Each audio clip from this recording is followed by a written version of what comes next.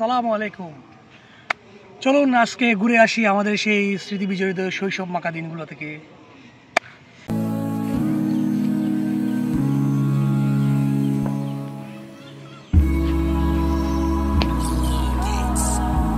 নতুন একটা ভিডিও নিয়ে হাজির হয়েছি। আমরা এসেছি আমাদের পুরাতন স্মৃতি বিজড়িত জায়গা সাতকানিয়ার দোলকালে। তো এটা হচ্ছে আমাদের পাড়ার পাশে অবস্থিত। আমরা ছোটোবেলায় এখানে প্রচুর আসতাম, তারপর হচ্ছে প্রচুর আড্ডা দিতাম। এদিকে খালের পাড়, এখানে আমরা গোসল করতাম, খেলতাম। এইদিকে যদি আপনি দেখেন তাহলে দেখবেন যে এখানে হচ্ছে কি অনেকগুলো পাথর রয়েছে। তুমি একটু এদিকে দেখাও, পাথরগুলো দেখাও। তো এই পাথরগুলো হচ্ছে যে মূলত দেওয়া হয়েছিল না পাড়টাকে রক্ষা করার জন্য। বেসিক্যালি যখন এখানে বর্ষাকাল হচ্ছে পানি অনেক উপরে উঠে যেত, বা বর্ষাকালে যখন বৃষ্টির পানিতে এবং নদী হচ্ছে আপনার পাহাড়ের পানিতে কাল পরিপূর্ণ হয়ে যেত, তখন দেখা যেত ঘন ঘন বন্যা হতো। বিশেষ করে হচ্ছে পাড়টা ভেঙে গিয়েই বন্যাটা হতো। তো সেই কারণে পার্ককে রক্ষা করার জন্য এবং আমাদের গ্রামটাকে প্রোটেক্ট করার জন্য এই পাথরগুলো হচ্ছে কি এখানে দেওয়া হয়।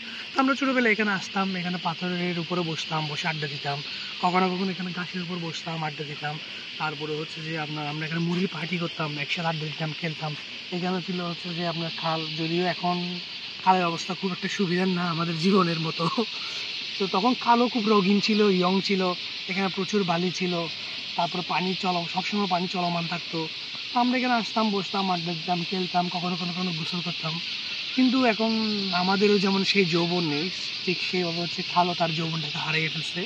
সেখানে আগের মতো সে বালিও নেই, বালি তুলতে তুলতে বালিকুরদের কারণে বালি তুলতে তুলতে খালের অবস্থা, এখন আর খাল নাই। এটাকে কি বলবো, এখন এক সাইডে পুকুর, এক সাইডে ডুবা, এক সাইডে নালা, এভাবেই বলতে হয় আসলে। এই আর কি, অনেকদিন পর গ্রামে আসলাম। গ্রামে আসার পর ভাবলাম সেই পুরানো স্মৃতি বিচরিত জায়গাটা একটু ঘুরে আসি। সেই জন্য খালের পাড়ে চলে আসলাম, এসে খুব ভালো লাগতেছে। অনেকদিন পর আসলাম, পুরানো স্মৃতি মনে পড়তেছে। খালের ওই পাশে হচ্ছে ক্যাট কামার, আমরা তখন ওই পাড়ে যেতাম।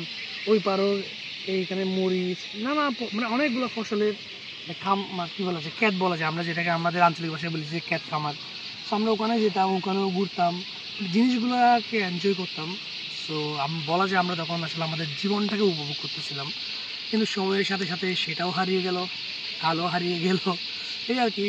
ঠিক আছে বন্ধুরা, আজকে এই পর্যন্ত। তোমাদের সাথে দেখা হবে আরেকদিন নতুন কোনো জায়গায়। আসসালামু আলাইকুম।